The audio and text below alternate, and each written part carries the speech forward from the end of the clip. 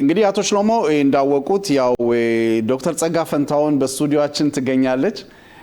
ሰላም ተባባሉ። ጤና ይስጥልኝ አቶ ሽሎሞ፣ ጤና ይስጥልኝ አቶ ተስፋዬ፣ እንዲሁም የፕሮግራማችን ተከታታዮች ጤና ይስጥልኝ። ጤና ይስጥልኝ ዶክተር ጸጋ፣ እንዴት አመሸሽ? እንዴት ዋልሽ? እግዚአብሔር ይመስገን። እንዴት ሰነበትሽ? ምንድነው የሚባለው? እንኳን ለ2026 ዓመተ ምህረት አደረሰ። አሜን። አዎ እንግዲህ በእውነት በመጀመሪያ ያው ዶክተር ጸጋ ፈንታውን በመጀመሪያ ስቱዲዮአችን ድረስ በመምጣትሽ 2025ን ለማገባደድ እንደገናም ደግሞ 2026ን ለመጀመር አንድ ብለን ብለን ዛሬ ጀምረናል።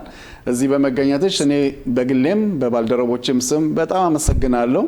እንግዲህ 2026 የመጀመሪያውን ቀን የመገናኘታችንና 2027 ደግሞ የመጀመሪያው ቀን የት እንደሆነ የምመኝልሽ እዛው ክኔሴት ቀጥለሽ ከምርጫው በኋላ ተገናኝተን የምንገናኝና የምንወያይ ይሆናል። ግን እስኪ በመጀመሪያ 2025ን እንቅስቃሴዎችሽን በመተመለከተ በተለይም አንቺ ይሄን ነገር እንደ ታሪክ አረሳውም የምትዩ ነገር ካለ የ2025ን እናርግና ከዛ ጥያቄ ውስጥ እንገባለን። አዎ በመጀመሪያ ደረጃ አመሰግናለሁ። በእውነት 2025 ዓመተ ምህረት እንግዲህ ስላንተና ፈጸም ነው። በሀገራችን እስራኤል ብዙ ታምር የተሰራባት ነው።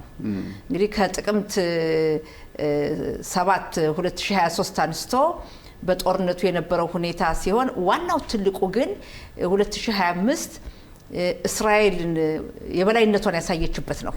በእርግጥ በመከላከያ ኃይሏ ሱፐር ፓወር ሀያላን መንግስታት ከሚባሉት በመካከለኛው ምስራቅ የመጀመሪያዋ ብትሆንም በጦርነቱ ጊዜ ያልተጠበቀው ሁኔታ ችግር ነበር። ነገር ግን የኢራንን የብዙ ጊዜ ዛቻን እስራኤል ለማስወገድ ችላለች። ያ በጣም ትልቅ ነገር ነው። ቀጥሎም ደግሞ መካከለኛው ምስራቅ ለወደፊቱ ተቀይሯል። ምሳሌ ብንወስድ እንግዲህ ናስራላ የህዝቡላ ሽብር ፈጣሪ ድርጅት፣ የሶሪያው ፕሬዝዳንት፣ በአጠቃላይ የሐማስ ድርጅት፣ ኢራን ታላቋ ሁቲምን ቢሆን እያየን ነው። አሁን በተለይ የኢራን መመታት በአካባቢው ላይ ሰላምን አምጥቷል እና ይሄ በሙሉ ሲደራረብ አካባቢያችን ተለውጧል። በኔ በኩል በፓርላማ ስራ የማየው በመጀመሪያ ደረጃ እስካሁን ድረስ ሃይማኖት ካሳው አለመገኘቷ የዚች ልጅ ነገር በጣም በጣም በጣም አይምሮ ውስጥ የሚወጣ አይደለም። ይቺ ልጅ እስካልተገኘች ድረስ እረፍት ይነሳል። የተለያዩ እንቅስቃሴዎችን አድርጌያለሁ። ተስፋዬም ሌሎችም እንደምታውቁት በክነሴት ከክነሴት ውጭ በመንግስት አካል በውይይቱ በሚስጥራዊ ውይይት ግልጽ በመሆነ ውይይት ጽፋት ሄዶ በመፈለግ ብዙ ስራዎችን ንግግር በማሰማት ስለሷ ግን እስካሁን ድረስ አልተገኘችም። እስካልተገኘች ድረስ የዚች ልጅ ጉዳይ እረፍት የሚነሳ ነው። በሌላ በኩል ደግሞ የተለያዩ ስራዎችንም አከናውኛለሁ በክነሴት። በጣም ትልቅ ብዬ የምነግረውና ይሄ ነው የምለው አርስት በህብረተሰባችን ዙሪያ አንደኛ በካብላን በሶሮካ ሆስፒታል የተበደሉ ከካብላን ወይም ከባለ ኮንትራት ወደ ሌላ እየተቀያየሩ መብታቸው የተረገጠ የተጎዱ ወገኖቻችን አብዛኛዎቹ እናቶች ናቸው። አብዛኛው በሆስፒታሉ በጽዳት የሚሰሩ የኛ ሰዎች የነሱ ሁኔታ ቀስ በቀስ ወደ ቋሚ ስራ እየገቡ መሆኑ በጣም በጣም በጣም አስደስቶኛል። ትግል አድርጌበታለሁ። ሌላው ደግሞ የጡትና የማህፀን ነቀርሳ ህመምን በተመለከተ የዘመኑ የስልጣኔው የምንበላው ምግብ ሊሆን ይችላል አይታወቅም። ብዙ ለውጥ አለ በህዝባችን ላይና በጤና በኩል ማለት ነው ለመጥፎ። ከዛ መካከል አንዱ የጡትና የማህፀን ነቀርሳ በእኛ ህብረተሰብ በስቶ ይታያል። በእስራኤል እንግዲህ እስራኤል ህዝብ ተበትኖ ከ2500 ዓመት በላይ ተበትኖ የቆየው ወገናችን ሲሰባሰብ እያንዳንዱ በነበረበት አካባቢ የነበረው ያኗኗር ሁኔታ ያመጋገቡ በሙሉ ለየት ያለ ነው እና እዚህ ስንመለስ የምግቡም የኑሮም ለውጥ ሳይሆን አይቀርም። በጤና በኩል ምንም እንኳን የሀገራችን የህክምና ዘዴ ከፍተኛ ከሚባሉት ቢሆን በጤና ችግር አለና የጡት ነቀርሳና የማህፀን በእኛ ህብረተሰብ ጎልቶ በመታየቱ እንደ አሽካናዚ ሴቶች የኛ ይሄ ቀደም ብሎ በምርመራ በደም ማወቅ የሚቻልበትን ሁኔታ ለማመቻቸት ትግል አድርጌ በጤና ጥበቃ ሚኒስቴር ጽህፈት ቤት በከፍተኛ ገንዘብ ወጪ መግባቱና ከአምላክ በታች አስቀድሞ የዚህን ህመም መነሻ ለማወቅ የሚቻልበትን ማድረጌ በጣም ደስ ይለኛል። ሌላም ብዙ ስራዎች አሉ እንደው እየጎሉትን ነው የምነግረው። እንደውም ከሰሞኑ በሞግዚትነት የተነሳ እንደውም እንደሚመስለኝ በሁለተኛ ምርጫ ላይ አልፏል አይደለ ጸድቋል ስለሱ ትንሽ እንደገና እንግዲህ በሀገራችን ምን አለ በእስራኤል ሀገር አምላክ የተመሰገነ ይሁን የእስራኤል መንግስት ጉዳት ለደረሰበት ለማንኛውም እርዳታ ይሰጣል በብራይስጥ አጠራር ንሁት ነው የምንለው ያ ምንድነው የአካል ጉዳት የደረሰበት ሲወለድ ሊሆን ይችላል በአደጋ ሊሆን ይችላል ታሞ ሊሆን ይችላል በጦርነትም ሊሆን ይችላል አሁን የራሱን ኑሮ የዕለት የዕለት ኑሮውን ማከናወን የማይችል ሙሉ በሙሉ ጉዳት የደረሰበት ሰው በሱ ፋንታ የሱን ስም በመውሰድ በውክልና ነገሮችን ማከናወን የሚችል ቤተሰብ ሊሆን ይችላል ወይም ድርጅት ሊሆን ይችላል ይመደባል ያ የሚወሰነው በፍርድ ቤት ነው ምን ይባላል ባጠራሩ አፖትሮፖስ ምንለው ነው አንዳንድ ጊዜ ለረጅም ጊዜ ላይ ሆን ይችላል ለአጭር ጊዜ አንድ ሰው ለምሳሌ ቀዶ ጥገና ህክምና አድርጎ ለ6 ወር ለ1 አመት ለ2 አመት ራሱ መንቀሳቀስ የማይችል ይሆናል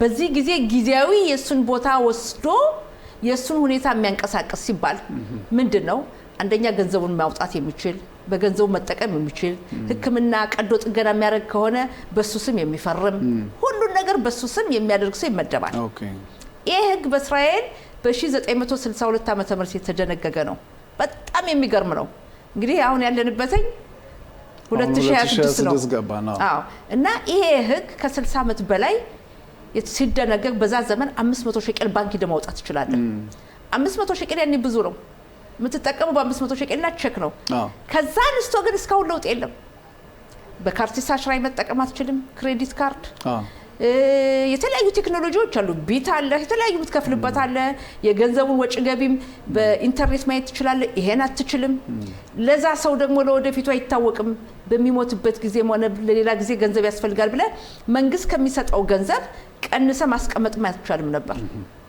ይሄ ከ60 ዓመት በላይ የሆነ ነው እና አይተው ከሆነ ልከልሃለሁኝ አንድ ልጃቸው በ2014 በጦርነት የቆሰለ ተዋጊ ያህሉን በተባለው ክፍል ያ ልጃቸው ሙሉ በሙሉ ቆስሎ አልጋ ላይ ነው መከላከያ ሚኒስትር እውቅና ሰጥቶታል ወላጆቹ ተወካይ ናቸው ገንዘብ አልጠፋም በእስራኤል ሀገር ገንዘብ ችግር አለ ብዬ አላስብም ግን ያን ገንዘብ አውጥቶ ለልጅየው አስፈላጊውን እንክብካቤ ለመስጠት የሚቻለው በቀን 500 ሸቀል ነው መድኃኒቱ 3000 ሸቀል ነው የሚያወጣው የዛ ልጅ የዚህ ወታደር በወር 3000 ሸቀል አባትየው 6 ጊዜ ባንክ መሄድ አለባቸው በአሁኑ ሰዓት ብዙ ባንክ ቅርንጫፎች ተዘግተዋል እና እሳቸው መጡና ጸጋ ወደ 80 ክነሴት አባላትን ጠይቄ ነበር ህጉ ካልተለወጠ ምንም ማድረግ አንችልም ብለውኛል ባንኮች አሉ እኔም ራሴ መጀመሪያ 80 ክነሴት አባል እሺ ብሎ ካልተቀበሏቸው ለምን ካልኩ በኋላ ግን ለምን አልሞክረውም ይሄ ነገር አንደኛ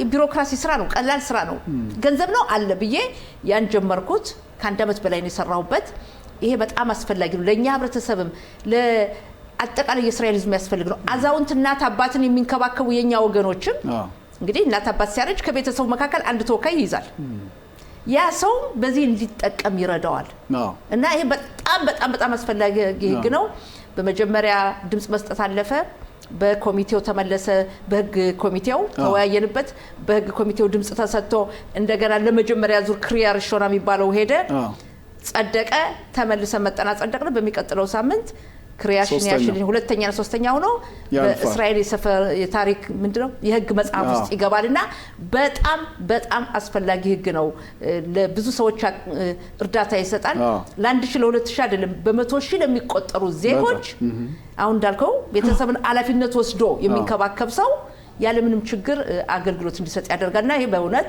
ትልቅ ህግ ነው በጣም ጥሩ እንግዲህ ዶክተር ጸጋ አቶ ሽሎሞንም በውይይታችን ውስጥ ለማስተላለፍ አቶ ሽሎሞ የሚጠይቁት ጥያቄ ካለ ለዶክተር ጸጋ በመጀመሪያ ደረጃ ዶክተር ጸጋ በእውነት የምታደርገው በእስራኤል ፓርላማ የምታደርገው ፍትጊያና ውጊያና በእውነት እኔ ሳላደንቅ አላልፍም ምክንያቱም የዚያን ቤት አሰራር ስለማውቀው ማለት ነውና እሷ ካስተላለፋቸው ህጎች አንዱና በጣም ጥሩ ነው ብዬ እኔ ማሰውሳል ያልጠቀሰችው ለምሳሌ የኛ ወጣቶች ስራ ባውሰል በሚያደርጉበት ጊዜ የወንጀል መዝገብ እየተከፈተባቸው ያ የወንጀል መዝገብ ደግሞ እንዲዘጋላቸው ያደረገችው የእያንዳንዱ የብዙ ወጣቶችን ህይወት ከዜሮ የሚያስጀምርና የሚያስደንቅ ነው ይሄን ምናልባት ከሷ ትንሽ ሰፋ ያለው ቃላቶችን መስማት ፈልጋለሁ። ከዚህ ውጭ ዶክተር ጸጋን መጠየቅ የሚፈልገው የዚህ ቴሌቪዥን ተከታታዮች ብዙ ሰዎች የሚጠይቁን ጥያቄ አለ። ይሄ መንግስት ኢትዮጵያ የቀሩትን ወገኖች በተመለከተ አልሰራም። የኛ የክነሴት አባላቶችም 3 የክነሴት አባላት አሉን፣ ተጋድሎ አላደረጉም፣ በደንብ አድርገው አልሰሩበትም እየተባለ እናንተ ትንሽ ቅሬታ ማህበረሰቡ ያሰማና ይህን በተመለከተስ ያለፈው ያደረግሽውን አክቲቪቲ እና ለአሁን ደግሞ ለሚመጣው ዘመን በ2026 ምን እቅድ እንዳለሽ ለተመልካቾቻችን ብታሰሚልን። አመሰግናለሁ አቶ ሽሎሞ። በእርግጥ መጀመሪያ የገለጽከው የኛን ወጣቶች ጉዳይ በተመለከተ እንግዲህ ሁላችንም እዚህ ሀገር ከመጣንበት ጊዜ አንስቶ በተለይ ሰላማዊ ሰልፍን በተመለከተ ወጣቶች ልጆቻችን በፖሊስ ሲገደሉ በወጣንበት ሰዓት በበርካታ ወጣቶች ላይ ፋይል ተከፍቷል። በአሁን ባለንበት ዘመን ሰላማዊ ሰልፍ ማድረግ አውራ ጎዳና መዝጋት ክልክል አይደለም። በእኛ ጊዜ ግን ሆነ ብለው እየተከታተሉ ወጣት በተለይ ወንዶች ልጆቻችን ወንድሞቻችን በፖሊስ እያሰሩ ፋይል እየከፈቱባቸው ያ ብቻ አይደለም። የሚገርመው ገና እንኳን ሰላማዊ ሰልፉ ሳይደርሱ አስቀድሞ መንገድ ላይ ጠብቀው የሚይዟቸው ነበሩ። ወይም ደግሞ በፌስቡክ በዋትስአፕ የሚጻጻፉትን ነገ ሂደን በሰላማዊ ሰልፍ ፖሊሶችን እናሳያቸው፣ ወንድማችን ሰለሞን ተካን ገለውብናል፣ ይሁዳ ባድጌን ተገለውብናል፣ ሰላም ሳን ገለውብናል የመሳሰሉ ሲነሳ በተጻጻፉት ብቻ አስቀድሞ ተከታትለው ሰላማዊ ሰልፍ ሳይመጡ የተያዙ ፋይል የተከፈተባቸው ብዙዎች ናቸው። የፖሊስ ፋይል መከፈት ማለት በእስራኤል ሀገር በወጣቱ ትውልድ እንግዲህ አቶ ሽሎሞም አቶ ተስፋዬም ሁላችንም እናውቀው ነው፣ ለወደፊት ህይወት ትልቅ መሰናክል ነው። አንደኛ በውትድርና ማገልገል አይችሉም። ሁለተኛ በተለያዩ የስራ ቦታዎችም ለመሰማራት ሲፈልጉ ትውዳት ይወሸራምጡ ስለሚባሉ ችግር አለ። ይሄ ስናውቀው የቆየ ነው። እኔ ክነሴት ከመግባቴ በፊት ጋዜጠኛ ሆኜ በሰራሁበት ዘመን ይሄ ጉዳይ ብዙ ጊዜ ሲነገር የቆየ በእኛ ልጆች ላይ ጉዳት ያደረሰ ነው።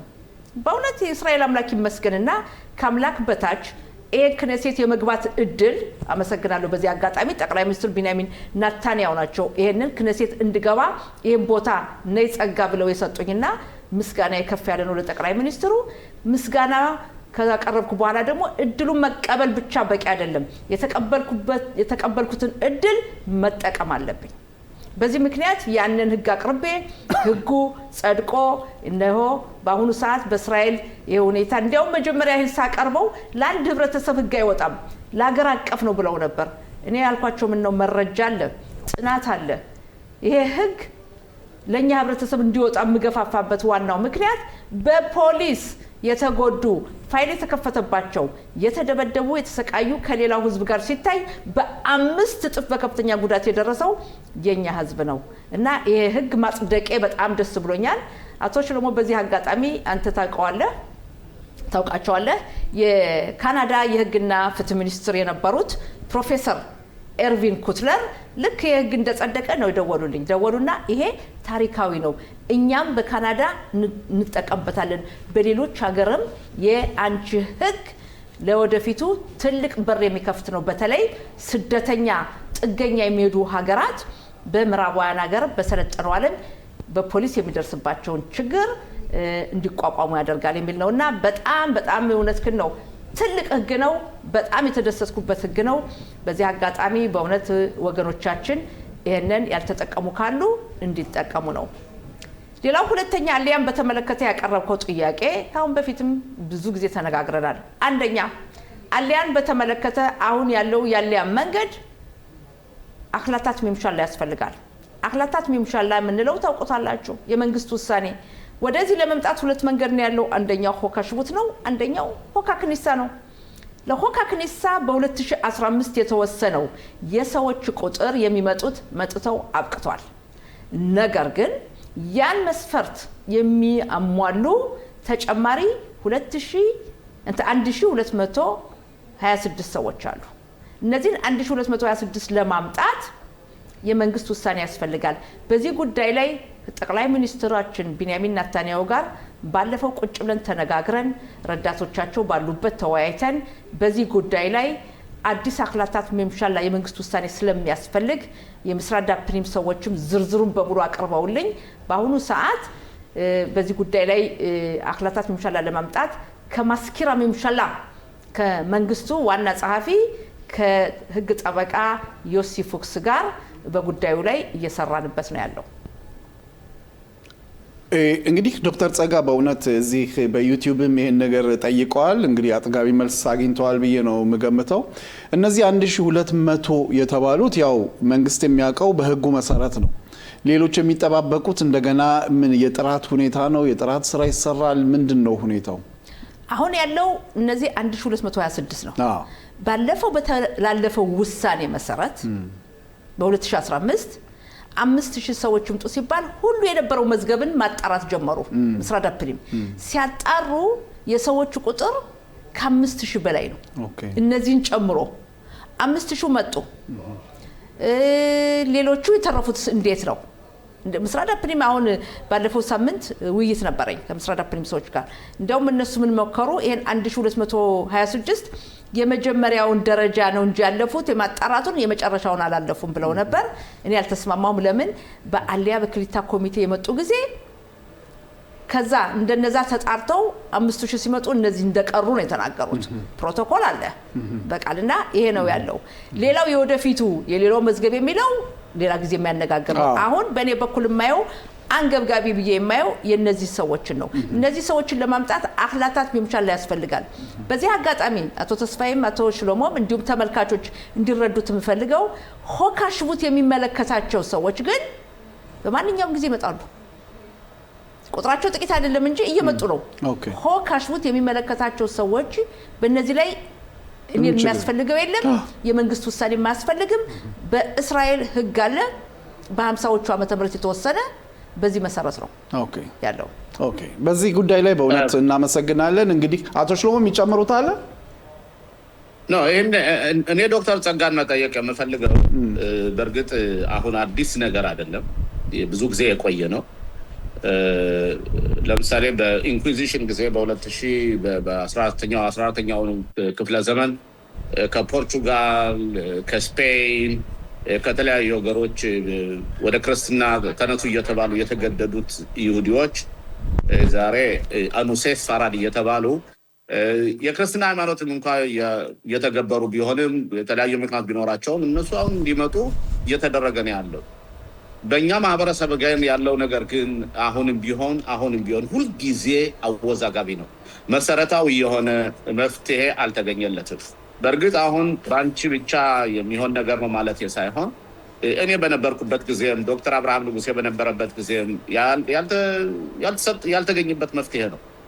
አሁን እኛ አሁንም ቢሆን 1200 ሰዎች እንዲመጡ እንደምታስደርጊ ምንም ጥርጣሬ የለውም። መንግስታዊ ውሳኔ ይወሰናል። ግን ያ 1200 ሰው ከመጣ በኋላም አሁንም ቢሆን በብዙ ሺህ የሚቆጠሩ ሰዎች እኛ ይሁዲ ነን እያሉ አሉ።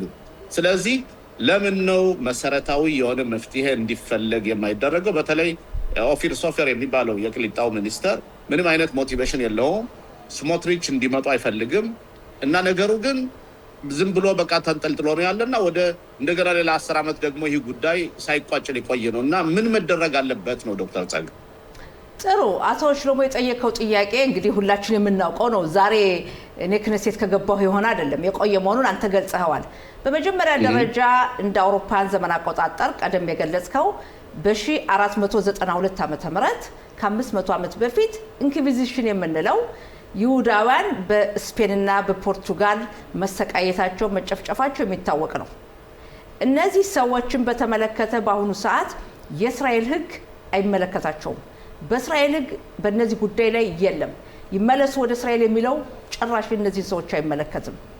ነገር ግን በሌላ መልኩ አሁን 500 ዓመት ያለፈ ነው ያ ጊዜ ከ500 ዓመት በፊት የሆነ ነውና የእስራኤል ህግ አንዳንድ ጊዜ እንደውም በተለያዩ ጊዜ በተለይ ዩኒቨርሲቲ ተማሪ በነበርኩበት ሰዓት ስለዚህ ስለ ኢንኩዊዚሽን አንድ ኮርስ ነበረኝ። የጠቅላይ ሚኒስትር ቢንያሚን ናታንያሁ አባት ፕሮፌሰር ቤንጽዮን ናታንያሁ የጻፉት ትልቅ መጽሐፍ አለ ስለ ኢንኩዊዚሽን እና የመጀመሪያ ዲግሪን ስማር ባሪላን ዩኒቨርሲቲ ሽሎሞ ምዛ ተምራል እዛ አንዱ መጽሐፍ እንደነበርና ይሄን ጥናት ያነበብኩት መሆኑን አስታውሳለሁ ሆካሽቡት አይመለከታቸውም ሆካ ክኒሳ አይመለከታቸውም እነዚህን የኢንኩዊዚሽን ሰዎች በተመለከተ ወደኛ ህብረተሰብ በመተመጣበት ሰዓት ደግሞ በሙሉ ይሄ ሆካ ክኒሳ የሚለው የእስራኤል ህጉ ሆካሽቡት ነው ሆካ ክኒሳ የሚለው በእኛ ህብረተሰብ በኩል እንዲመጣ የሚለው በየጊዜ የመንግስትን ውሳኔ የወሰኑት ጠቅላይ ሚኒስትር ናታንያሁ ስልጣን ከያዙበት ጊዜ አንስቶ ነው በጠቅላይ ሚኒስትር ቢንያሚን ናታንያሁ ዘመን በየጊዜው የሚሆን ነው ይሄ ደግሞ በአሪኤል ሻሮን ጊዜም ነበረ በኤሁድ ኦልመርት ጋርም ነበረ በናታንያሁ ብቻ አይደለም ነው የተጀመረው ከዛ በፊት የነበረውና ሆካ ክኒሳ የሚለው ሽሎ በፊት የነበረው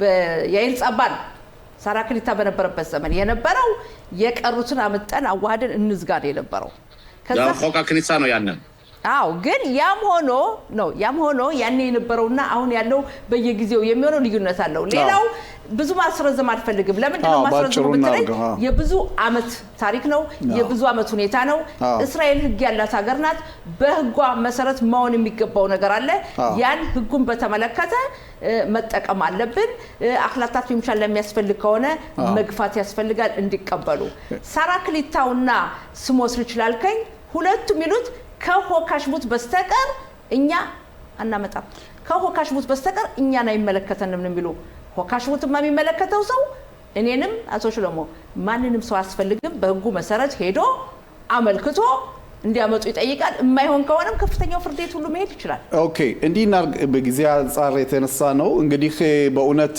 በዚህ ጉዳይ ላይ በሌላም ቀን እንወያይበታለን ጠቅላይ ሚኒስትር ቢንያሚን ናታንያሁ እንግዲህ በስራ ጉብኝታቸውን አጠናቀው ዛሬ ሌሊት ጉዞ ይጀምራሉ ነገ ያርፋሉ ተብሎ ይጠበቃል እስራኤል ሀገር ጉብኝታቸውን እንዴት አየሽው አጥጋቢ ነው ወይ ምንስ የመስራች ይዘው ነው የሚመጡት በዚህ ጉዳይ ላይ እንወያይና በጣም ጥሩ በመጀመሪያ ደረጃ ጠቅላይ ሚኒስትር ቢንያሚን ናታንያሁ ከአሜሪካው ፕሬዝዳንት ጋር ያላቸው ጓደኝነት ቅርርብ ዓለም የሚያውቀው ነው የሁለቱ ወዳጅነት አስፈላጊ ነው ለኛም ለአሜሪካም ለኛም ብቻ አይደለም አሜሪካም እኛ እናስፈልጋታለን ሌላው ጠቅላይ ሚኒስትራችን ባላቸው ቅርርብ መሰረት እስካሁን ድረስ የተወሰዱ እርምጃዎች በሙሉ ለእስራኤል ከፍተኛ ድጋፍ ነው ይሄው መካከለኛው ምስራቅ ለውጠናል አንድ ላይ በመሆን እስራኤልም ቢሆን ለአሜሪካ በተለያዩ መንገዶች ለውጣለ መካከለኛው ምስራቅ አልፎም ወደ አፍሪካ እየገባን ነው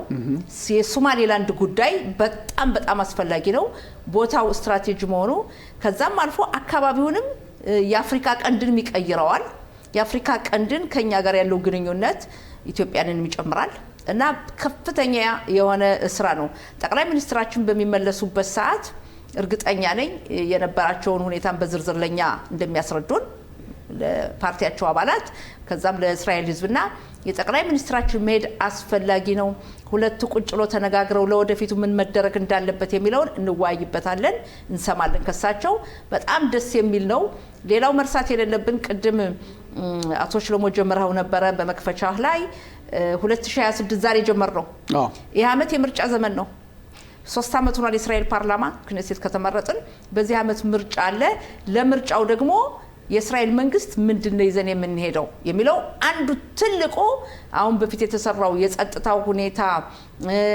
ከአሜሪካ ጋር ያለው ግንኙነት ሲሆን ቀጥሎ የሚኖረው ደግሞ እርግጠኛ ነኝ በሰላሙ ጉዳይ እስራኤል ምን ያክል የበለጠ ከፍተኛ ትኩረት እንደምትሰጥና ከተለያዩ ሀገራት ጋር ከአረብ ሀገራት ጋር ማለት ነው የዲፕሎማሲ ግንኙነት ጀምራለች የሰላም ውል ትፈርማለች ኢንዶኔዥያን የመሳሰሉ ታላቋ የእስልምና እምነት ተከታይ ሀገር ኢንዶኔዥያ ናት ኤዥያ ውስጥ ያለች ሀገር ሶማሌላንድን ውሰድ እንዲህ ያለ እየተስፋፋ ይሄዳል ሳውዲ አረቢያን ይጨምራል ብዬ አስባለሁ በጣም ጥሩ ስራ ነው ሁለቱ መሪዎች የሚሰሩት በተለይ የመካከለኛው ምስራቅን በተመለከተ ያልተረጋጋ ቀጠና እንዲረጋጋ ያደርጋል የመካከለኛው ምስራቅ መረጋጋት ለዓለማችን አስፈላጊ ነው በትክክል እንደውም ከሚቀጥለው እንግዲህ ምርጫ በኋላ የሚቀጥለው መንግስት ባናውቅም ያው እንግዲህ ነቢያቶች አይደለንም ቢሆንም ግን አንቺም እኛም እንመኝላችኋለን ግን እኔ የምለው ምንድነው የሚቀጥለው መንግስት በእውነት የሚሰራው ስራ የግንባታና የሰላም እንደገናም የዲፕሎማሲ ግንኙነቶችን የማጠናከር ሁኔታ ነው እንጂ ባውን ባለንበት ሁኔታ ላይ የመካከለኛው ምስራቅ በእውነት የተረጋጋና ሱሪያ ያለችበትን እናውቃለን ሊባኖስም እንደዚሁ በጋዛም በኩል ስንሄድ የራፋህና የፊላዴልፊያን ጉዳይ ስንመለከት እስራኤል በአሁን ሰዓት እዛው ሆና ቁጥጥር ያደረገች ነው በጠቅላላ ስንመለከት በምስራቅ እስራኤልም ስናይ በዮርዳኖስና በተለያዩ መንገዶች ነገሮች የተረጋጉ መስለው ይታያሉ እና የሚቀጥለው መንግስት በእውነት የሚሰራው ሂደቶች በዚህ ጉዳይ ላይ ያተኮረ መስሎ ይታይሻል እንግዲህ በትክክል በመጀመሪያ ደረጃ የዚህ የጦርነቱ ጊዜ ጥቅምት 7 ጦርነት በጸጥታው ጉዳይ የተረጋጋ ህይወት እንዲኖረን አድርጓል የሆነበት ዋናው ምክንያት እስራኤልን ሊያጠፉ የመጡ ጠፍተዋል መካከለኛው ምስራቅ ተለውጧል በሰባት አቅጣጫኛን ለማጥፋት የመጡ